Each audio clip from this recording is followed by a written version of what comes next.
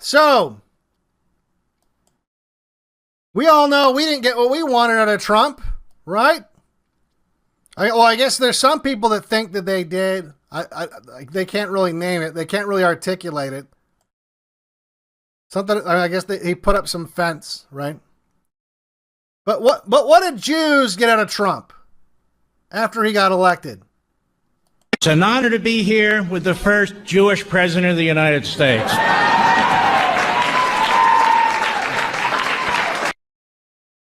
Yes, what did the Jews get out of the first Jewish president of the United States?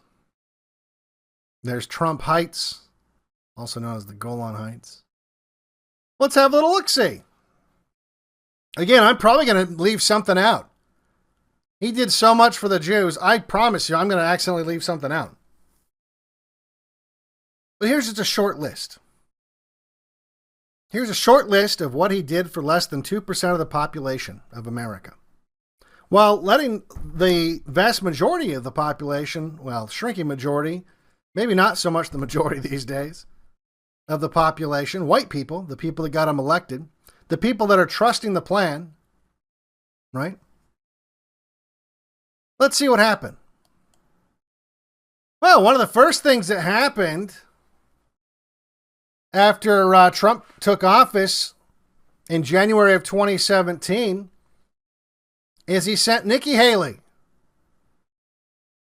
Paget Haley, to the UN as the UN ambassador to condemn the anti-Israel bias and the anti-Semitism in the United Nations,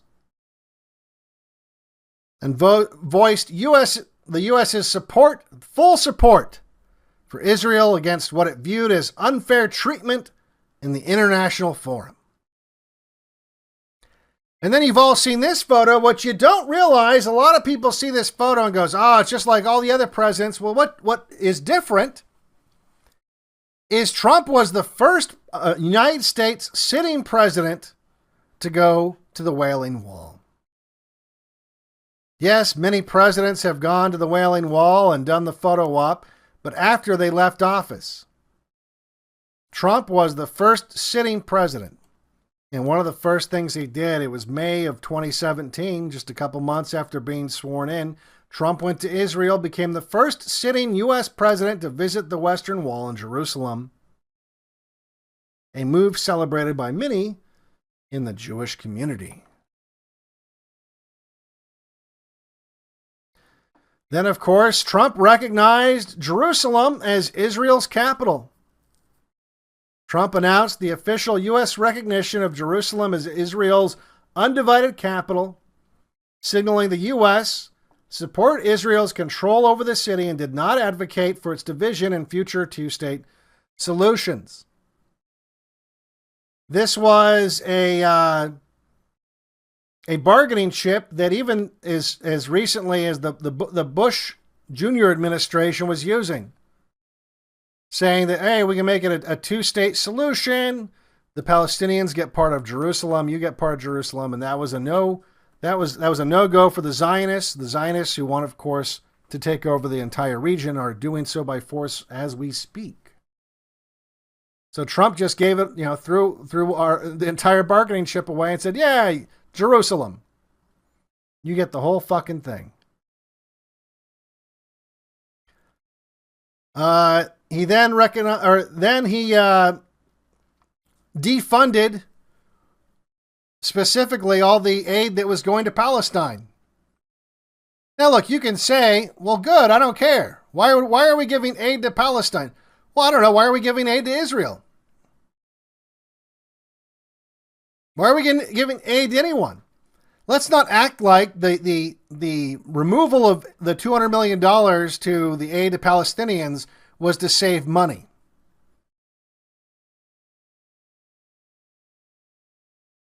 They did it so that it was because it was in the interests of Israel. Like, again, hey, I'm all about not giving aid to other countries. But let's not pretend like that's not what it was about. It wasn't like, oh guys, let's save money. Or no, I'm sorry, That's the gay Jews that work for Trump. Trump's like, let's save money. So they withhold, they took away the $200 million that was going to aid the Palestinians. Then the national strategy. All right, did I skip one? Oh wait, I think I skipped one here. The national strategy to combat anti-Semitism in education. The Department of Education reinforced Title VI protections for Jewish students facing discrimination, stating that it would investigate incidents of anti-Semitism on college campuses. I'm sorry, but call me crazy, which one of these scenarios sounds closer to reality? White, or really any other color, professors giving anti-Semitic lectures to the students, or Jewish professors giving anti-white curriculum, lecture, books, everything to their students. Which one of those scenarios is closer to reality? And which one of those groups did Trump serve the interests of? Did he go to the Department of Education and say, what's up with all these fucking Jews with their anti-white curriculum? What's up with all these Jewish fucking professors who are literally starting a race war by telling all their students how evil whites are and colonists are? No, of course he didn't do that. No, he went to these colleges and said, you got to watch out for the anti-Semitism. Got to watch out. Maybe he's just dumb again. I think everyone's good. He then closed down the Palestinian diplomatic mission. And so basically it was like the Palestinian embassy in Washington, D.C. Like that was basically the only way that Palestinians had a way of having diplomatic relations with the United States. Again, who do you think he's doing this for? Seems like there's a whole lot of shit that you didn't get that you wanted that Israel's getting. Then, of course, he moves the embassy to Jerusalem.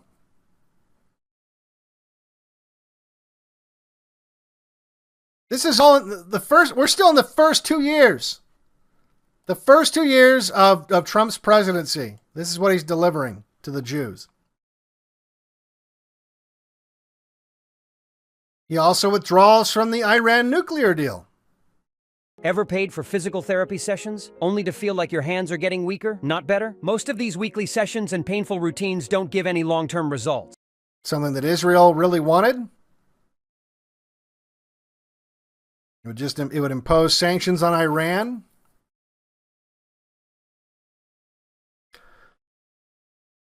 He also adopted the IHRA definition of anti-Semitism, which is basically like this broad definition where basically everything I do on the show is anti-Semitism. And according to the way that the State Department now interprets anti-Semitism as, for example, if you, let's say you don't actually have any thoughts about Jews as a race, but it's just Zionism, right? You don't like Zionism as a ideology, and you're very specific about it. In fact, let's say you're a Jew. You're a Jew who doesn't like Zionism. Well, now, thanks to the Trump administration, it doesn't matter. Your opposition to Zionism as a ideology makes you an anti-Semite, even if you're a Jew. Even if you're a Jew.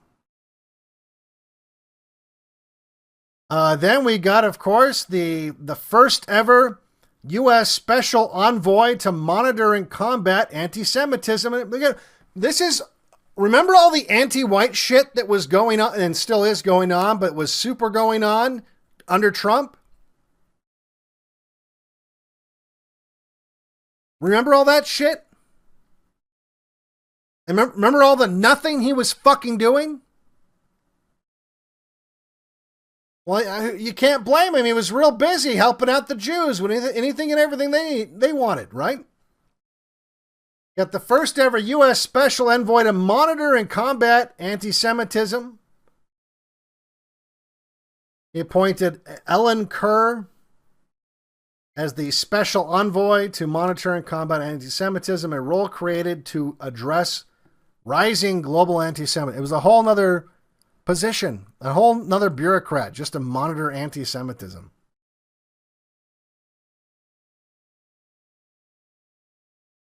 He then signed an executive order targeting anti-Semitism in education, which extended Title VI of the Civil Rights Act to protect Jewish students from anti-Semitism discrimination, especially on college campuses where anti-Israel activities sometimes crossed into anti-Semitism. You're going to have more of that very soon. Trump also recognized the Israeli sovereignty over Golan Heights, which of course they named Trump Heights.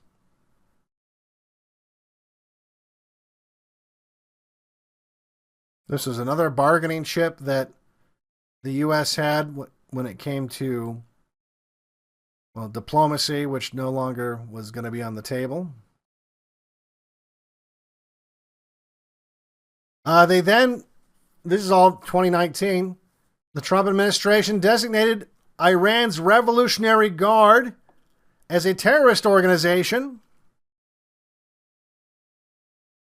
This helped with how they could procure weapons, intelligence, money, and other resources to, even though we were not at war with Iran, but how we could engage with their military and not technically be at war. So it was basically laying the groundwork to engage kinetically with Iran's military.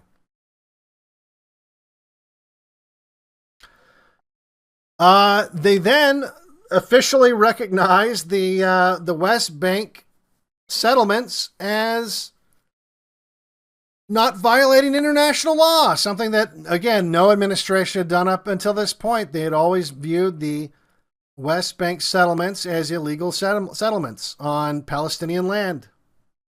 A whole lot of stuff for Israel, looks like, right? Weird, huh? Like, we just wanted a fucking wall. And for the blacks to stop burning down the cities. And maybe not be locked up in our houses with Operation Warp Speed. I mean, I don't know. That's what most people just wanted. But, you know, little too much. Little too much. You know, the U.S. declared Israeli settlements are legal. Secretary of State Mike Pompeo, who's probably going to be back in the White House soon, announced that the U.S. no longer considered Israeli settlements in the West Bank a violation of international law, a significant shift supporting Israel's right to settle in the contested areas. And then Trump signed another anti-Semitism executive order. Oh, look at that. In December of 2019, Trump's anti-Semitism executive order essentially made it so, like, the thing that everyone says isn't true, the thing about Jews not being a race, oh, they're not a race, it's a religion. You can't be a racial Jew. Well, actually, legally speaking, yes, you can. Donald Trump signed an executive order expanding the interpretation of race and national origin to include Judaism. A move that extends certain civil rights protections to Jews. So there you go. All right, what else we got? Well, I remember this guy, Jonathan Pollard. Jonathan Pollard, a Israeli spy who should have got the death penalty. But instead, they because he was a Jew, they gave him a deal and just he was going to be rotting in prison for the rest of his life for stealing nuclear secrets and giving it to the Israeli government, our greatest ally.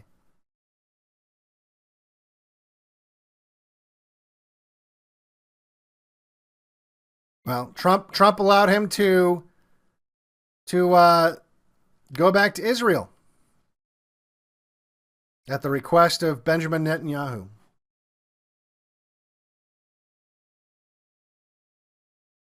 Then we had the Abraham Accords. The Abraham Accords, basically, with U.S. pressure, normalized relationships between Israel and some of the Arab countries in the surrounding area that, let's say, for example, right now, might not have been so okay with what was happening in the Gaza Strip.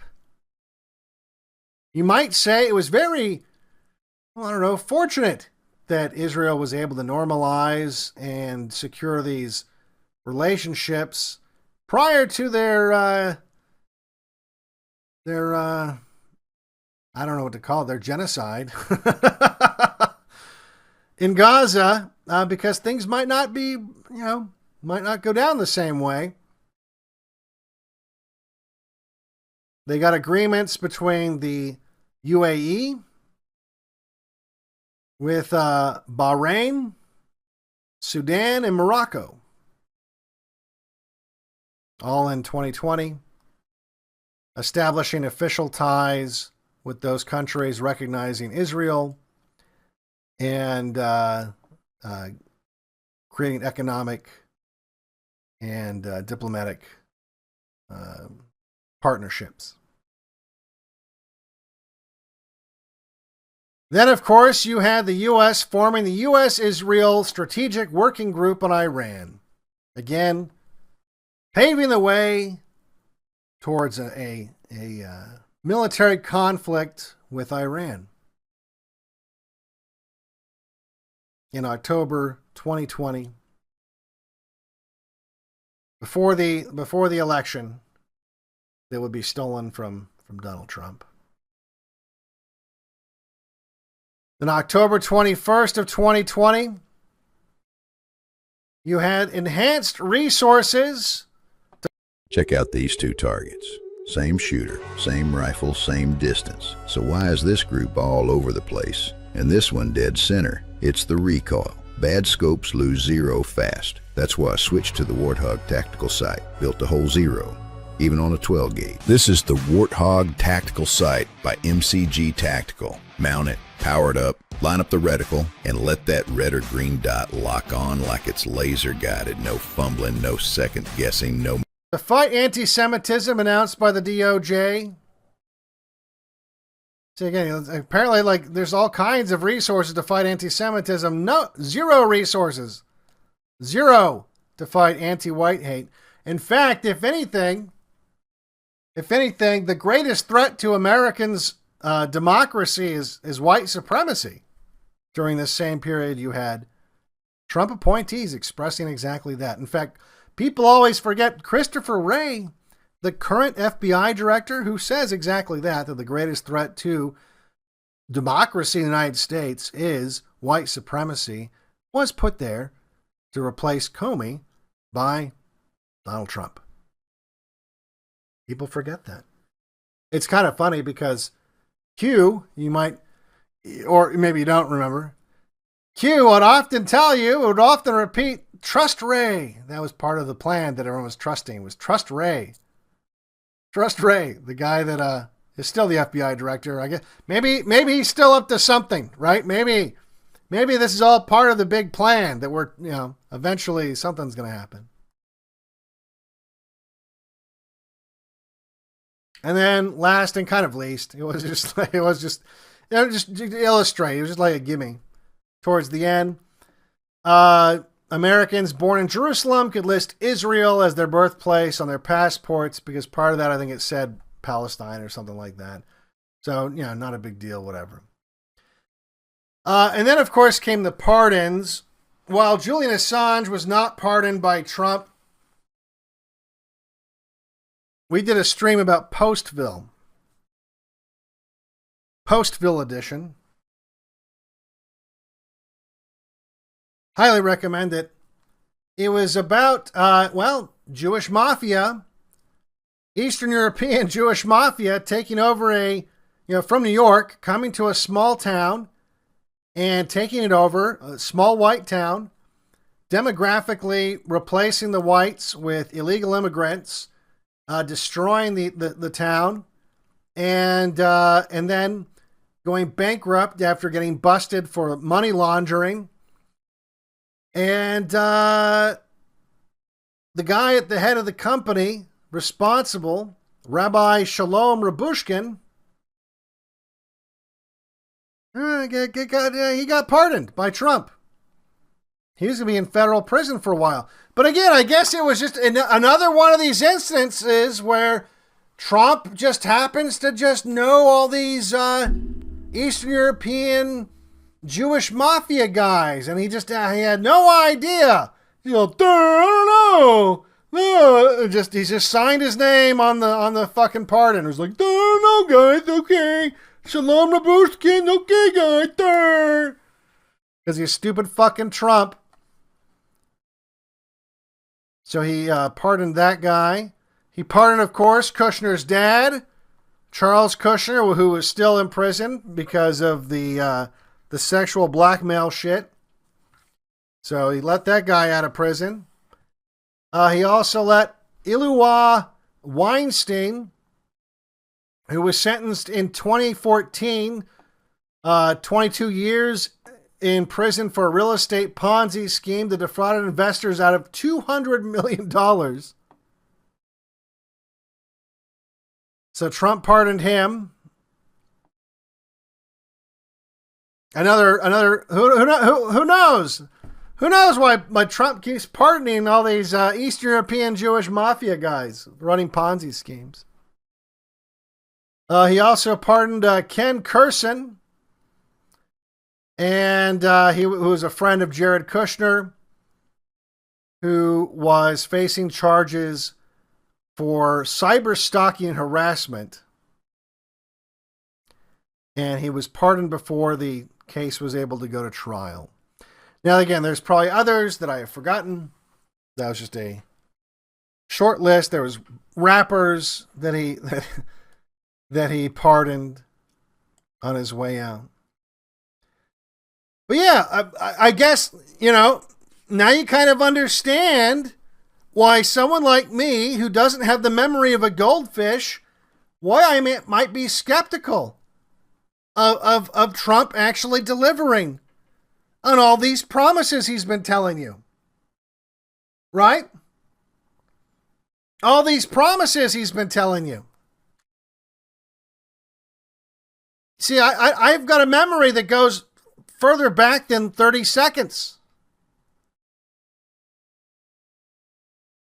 I mean, I don't know. Maybe you're the one that bought these things. Hello, everyone. This is Donald Trump. Hopefully your favorite president of all time, better than Lincoln, better than Washington, with an important announcement to make. I'm doing my first official Donald J. Trump NFT collection right here and right now. They're called Trump Digital Trading Cards. These cards feature some of the really incredible artwork pertaining to my life and my career. It's been very exciting. You can collect your Trump digital cards just like a baseball card or other collectibles. Here's one of the best parts. Each card comes with an automatic chance to win amazing prizes like dinner with me. I don't know if that's an amazing prize, but it's what we have. Or golf with you and a group of your friends at one of my beautiful golf courses, and they are beautiful. I'm also doing Zoom calls, a one-on-one meeting, autographing memorabilia, and so much more. We're doing a lot.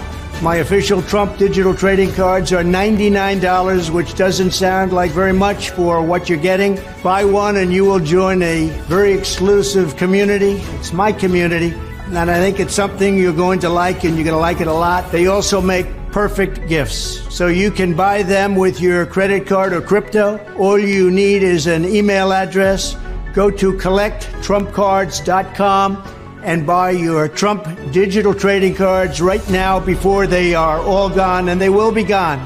This is my first... Act now. Act now. I guarantee it. They're going to be gone. Oh, it's horrible. I guarantee it. Oh, so, yeah. And what did we see as Trump ran his campaign prior to the most recent election? Did we see signs that he learned his lesson that, oh, you know, maybe I shouldn't just be a Jewish shill? No, quite the opposite.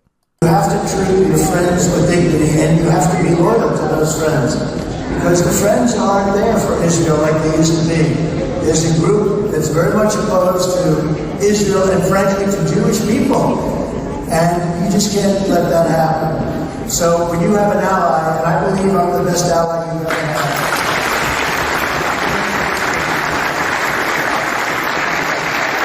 He's the best ally the Jews have ever had, but don't take his word for it. Take Miriam Adelson, another casino mafia Jew. Well, wife of a dead casino mafia Jew, who, you know, just yet another one that Trump knows. They gave him over $20 million for this campaign. He is our best friend. He will save us. And I'm eagerly waiting for him to enter the White House and to save the Jewish people. They will try to save themselves, but we need America, and we need President Trump, that I am honored to call my friend, and maybe he is honored that I am his friend. So we'll see, Mr. President. The stage is all yours. Thank you.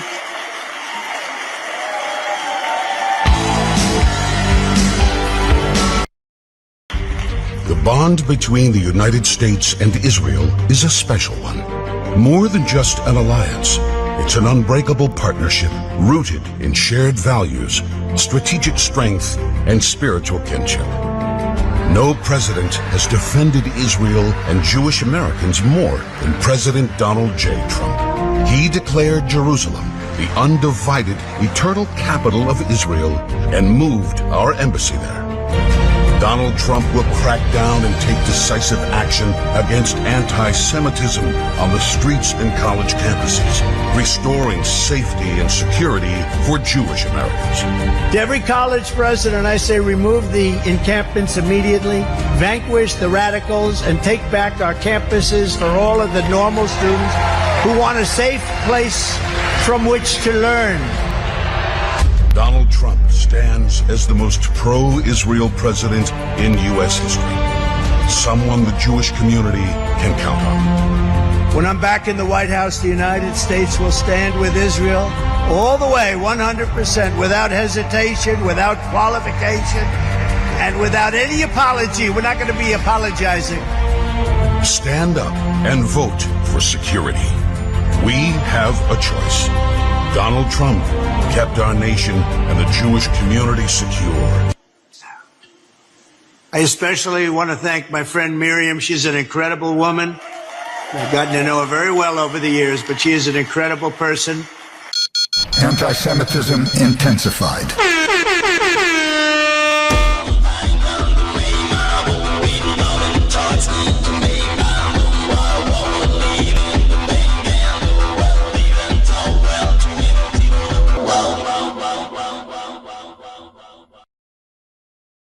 And yet, that's all we heard, right?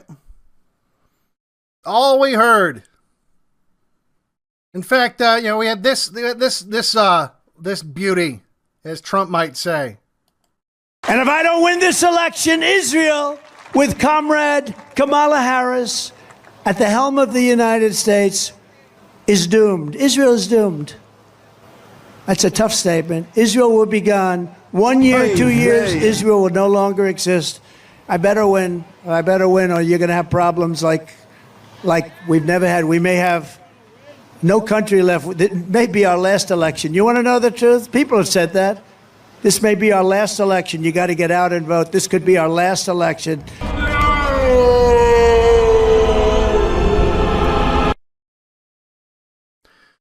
And of course, Trump visiting the grave of the Rebbe, the Jewish Messiah. The Jewish Messiah, I don't know how he has a grave. I guess he's going to come back.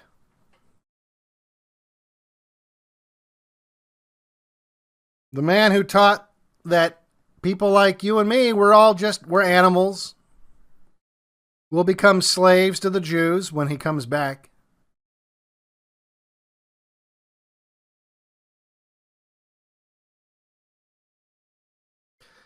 And people will say, "Oh no, but that's okay.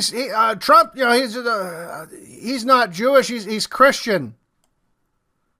Well, he sounds super Christian, doesn't he? She says, you've been faced with so much adversity and persecution for years. What's your relationship with God like, and how do you pray? That's Sharon from Alabama. Okay, so I think it's good. I do very well with the evangelicals. I love the evangelicals. And I have more people saying they pray for me. I can't even believe it.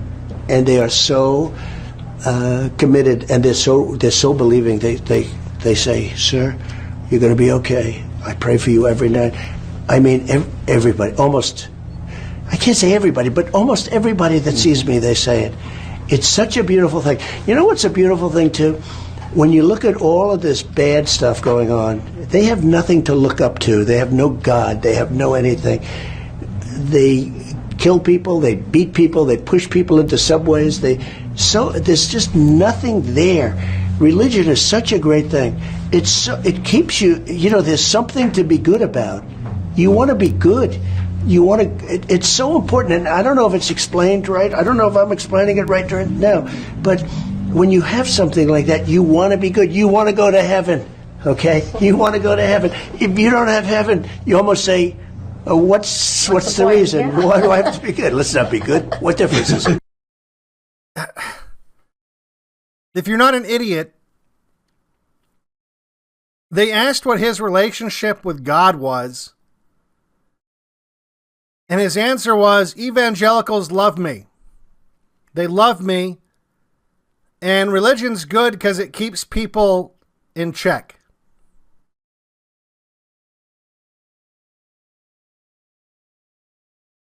It makes you want to be good.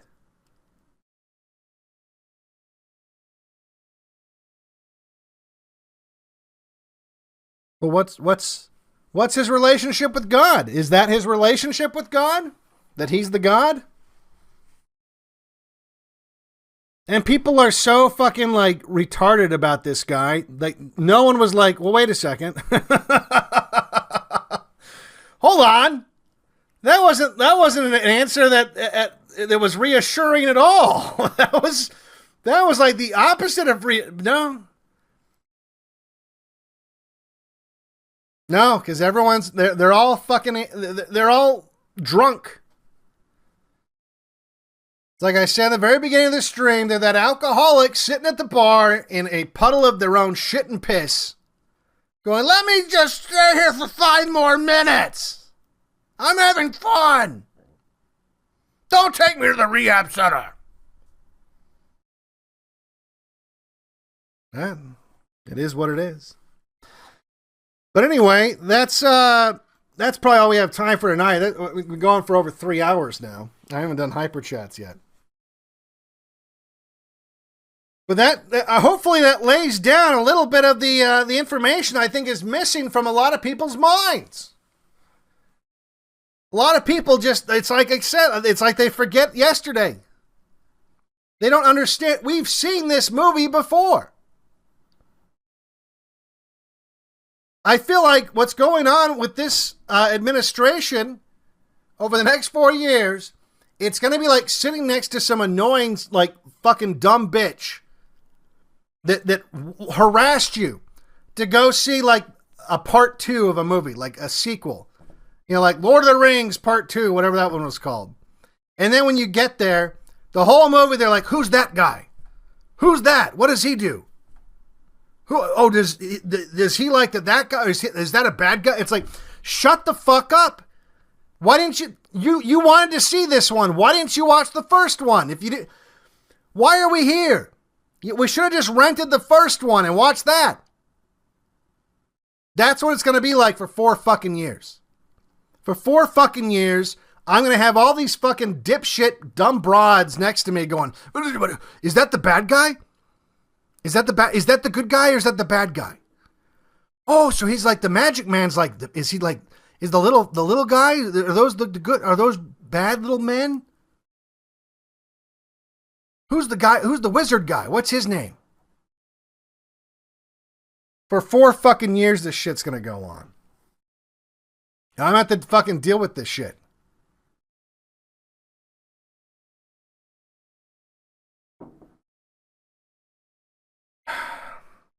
And the thing that this illustrates too, the thing that this illustrates, having this alien high IQ people and people, Jews aren't as high IQ as, well, I don't care if they're not as high IQ as they say. The Jews, the problem Jews are high IQ. If you deny that, you're fucking stupid. If you, look, smart people can tell other smart people, okay? You can see it in other people.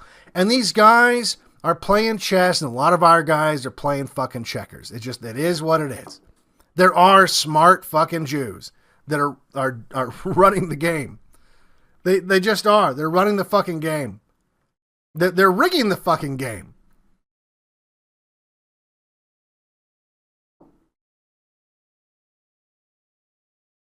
And if you think there's not going to be smart Indians coming across doing the same kind of shit,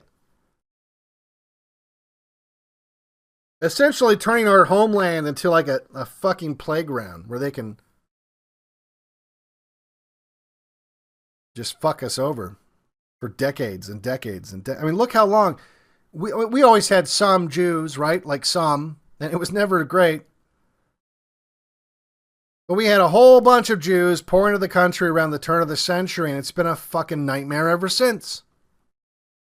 It's been a fucking nightmare ever since. And here's the thing. People will say, oh, I don't get it. Why didn't the WASP elite? Why didn't they stop the Jews from coming in? Why didn't the WASP elite stop the Jews from coming in? They had the chance. Why would they want to give up their power? Well, guess what, fuckhead? In 30 fucking years, or 40, or however long it takes, you're going to have those same questions being asked. They're going to be asking those questions about you. They're going to say, I don't get it. Why did they let all these fucking Pajits in? Why'd they let them in?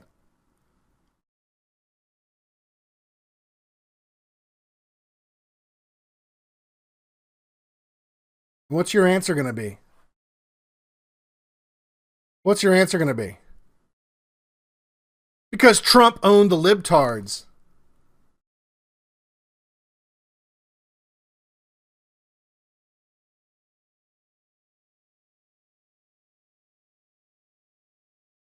That's going to be you. You're going to be that WASP elite that everyone gets so pissed off at for letting the Jews in.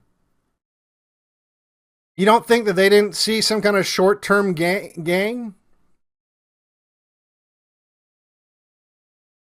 I mean, Fred Trump, for example, he was making money off of that, all those Jews moving into his neighborhoods that he was building. I'm sure a lot of goys are going to get rich off of Indians coming into the towns. Flooding into America by the millions. Lots of goys will get rich off that.